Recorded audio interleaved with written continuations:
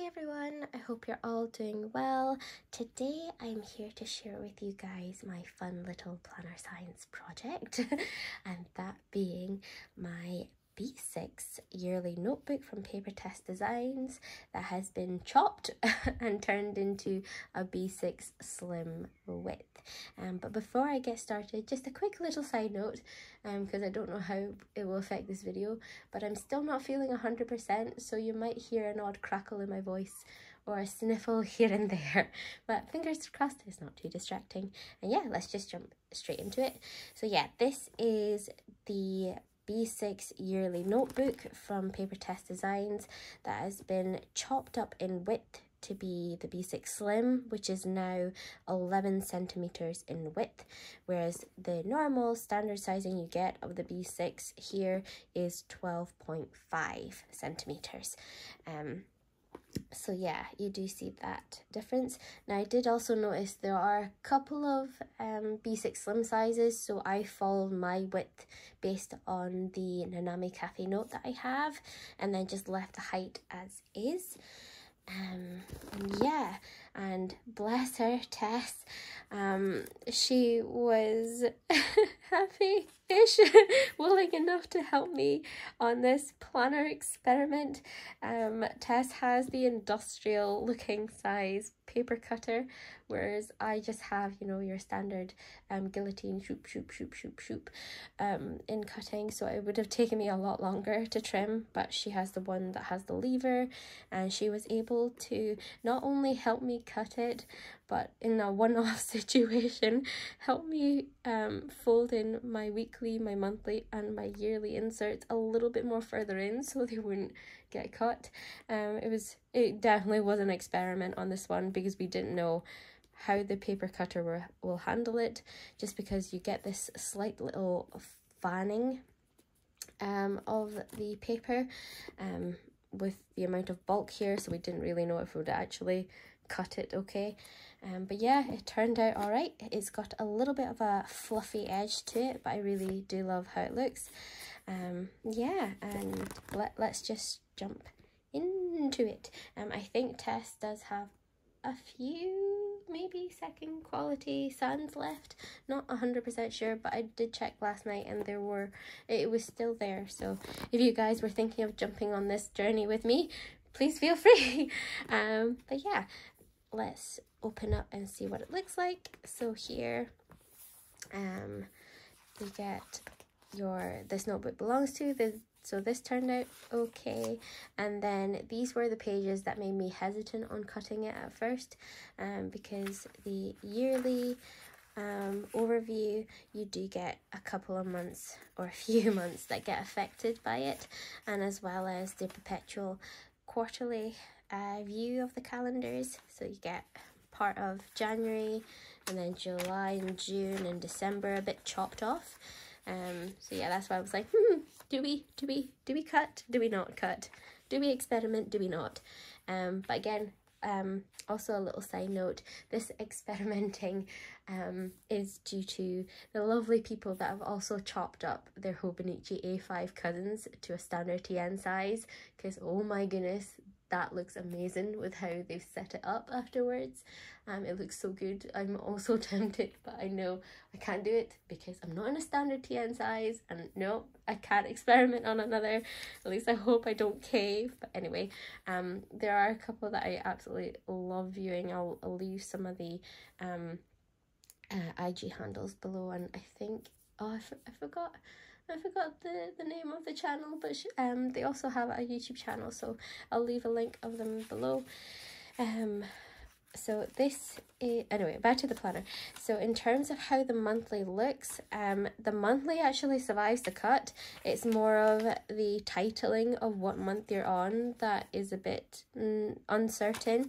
So here you do get December, but without the R, or possibly part of the R here. So what you could probably do is washi over it and then put like a sticker on top, or use like a sticker here, kind of mix and match. So yeah, the monthly is technically, the main look of it is unaffected, just your titling. And then I've just tipped in these inserts. This is from Peanuts Planner Co. And then this is a freebie from Paper Test Designs. And the sizing that I've picked here to tip in is the FCC, the Franklin Covey Compact, and then printed at 101%. And then just tipped in there because I feel like it works. Franklin Covey Compact is quite similar to your B6 Slim sizing, and because I've been in Franklin Covey Compact before, I'm quite I do enjoy that size, and I do find that size quite functional for me more than a B6, like a true B6. So yeah, I think this might work out quite well. This is how January looks like. So again, you still have your monthly, it's all good. You still have the numbering of the weeks at the side. It's just your titling of what month you're on, but you do get the whole of January there. That survived. So yeah, just that to note on. And then these are Peanuts Planner Co as well. So I've just put two separately and then two in the front, just because I didn't want such a bulk with 4 pages together. And then in terms of the weekly, what I've done is from January to pretty much the last week, the second last week of March, I've washied up the days, because fold it in, but if you were to cut it, you would just lose the days and part of the description of what month you're on. You could probably just write it down there. And in terms of like how the width is, I feel like if it was trimmed, it's quite similar to your Aura Estelle B6 planners, as Aura Estelle gives you a little less of the week column but more of the grid, whereas Chess I find is a bit more balanced on the week and the grid. But I've worked with either and I find both it's fine, it's all good. Kind of use it more of a highlight, but yeah, just washied that up. And in the first week I've left it as empty, with the possibility of using it for extra yearly or quarterly notes I want to take, like kind of like a future log, or just important documentation. I could just slip it in here.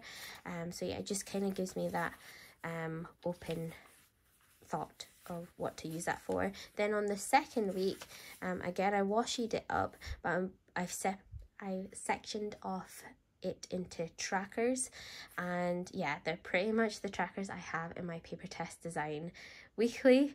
And yes, I'm gonna go into it, and instead of them being at the back here, they're gonna be at the front here. So I've got about 90 pages to work with, kind of in that kind of size amount, so it's totally workable. I think I'm only at like 70 odd that I've actually used in there.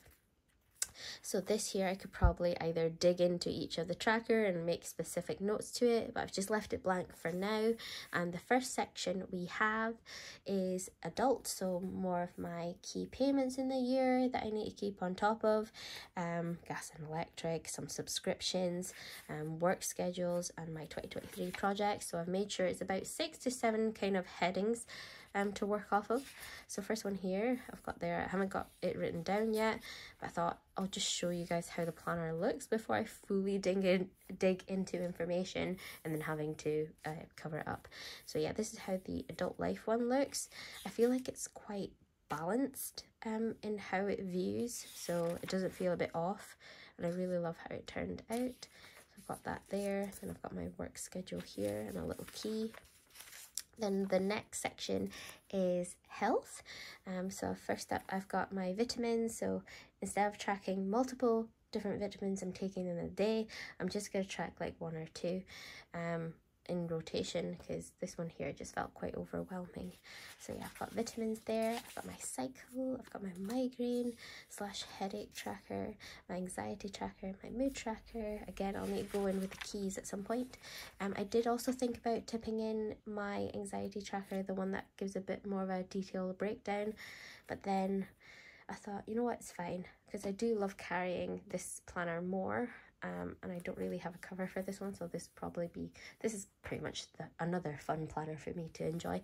So yeah, I'll just leave the detailed one in that planner, and if I really do want to add it on to the later half of the year to tip in, then it's totally fine to do it later too. So then I have my health check here, medication there, and then in my next topic I have my life habits. Oh, and the sun has decided to join us today. So yeah, life habits. I have exercise at the front, skincare here, tracking 6 items, so it still looks quite balanced. I think on later trackers, when I did this kind of tracking, I did move it down a little, but yeah, more than enough room to write little notes at the bottom. And then I've done 2 extra trackers here, just leaving it a bit more open because I do have study and gaming, but I just studying might be put on the back burner for now, and gaming I want to make something else as my daily habit. So yeah, there's that. I think I'm gonna put gaming in my hobbies, to be honest, but I think I've run out of pages. So yeah, hobbies is next. So I've got my 2023 playlist, so it's kind of hobbies and just kind of general there. And I've got my bookworm here, and the sun has really come out to shine right now. Okay dokie, we're working with it. So I've got my bookworm tracker here of what books I've read on what day. Normally just stick to 1, and my book challenge, the books that I want to start or have already started or possibly DNF'd. And I've got a little color coding system just so it kind of separates. There's not a specific reason why I've picked those colors, like it doesn't tie to a genre, it's just what I felt in that moment or how that book makes me feel in a color. But yeah, there's that, or it might just tie to their book cover, but yeah, there's that. And then I've got 2023 movies. Again, it doesn't need to specifically tie to releases in 2023. It could just be an oldie but a goodie, but I really enjoyed it this year, that kind of feel. Same with the series. Then I've got anime and manga / webtoon. Then next up, don't know how well you can see it, but again, it's just titles, it's all good. 2023 upcoming. So we've got movies, series, and books that are releasing this year that I really want to take a note of. And then this is my kind of planner girl section. So here I've got my IG. I think I'm just going to try and keep track of, am I able to post daily? And what kind of content do I post? And then I've got my YouTube tracker here. Again, the key of what things am I able to post and kind of like YouTube ideas on this side. Planner rotation, I'm moving it here as well. 6 planners to track, and then I'll update information here. And then it goes into your February monthly. And again, this is how it looks. So your O2 gets chopped. If you were to cut, part of the 2023 might get chopped, and you get February. I think you definitely get more of the February there.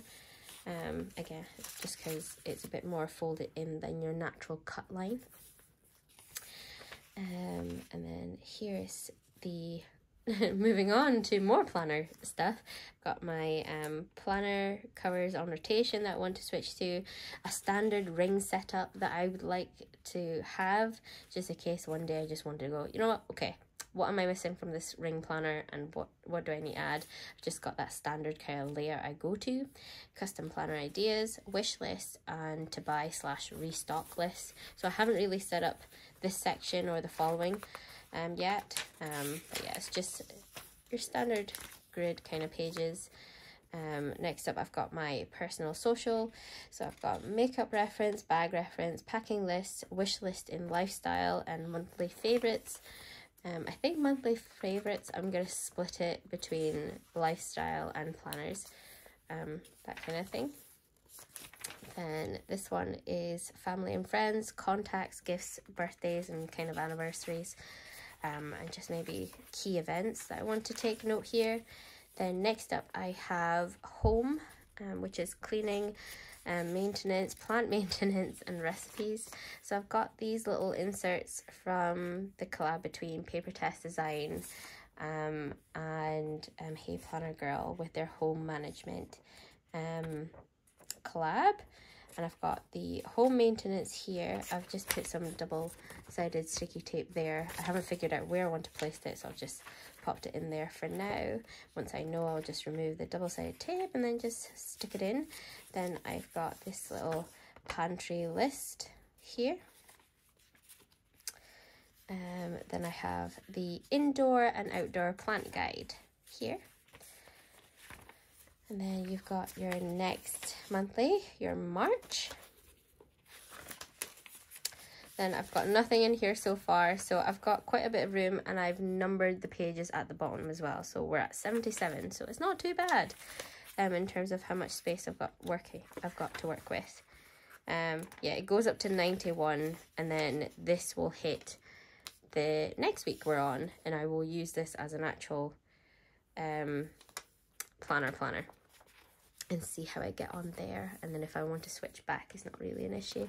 And then seeing what else I want to turn into lists and things like that. So I've got that tabbed there. I've also got this little collab between the Neutral Planner and LittleRachPlans for their Pride and Prejudice collab, and this is just for the month of April.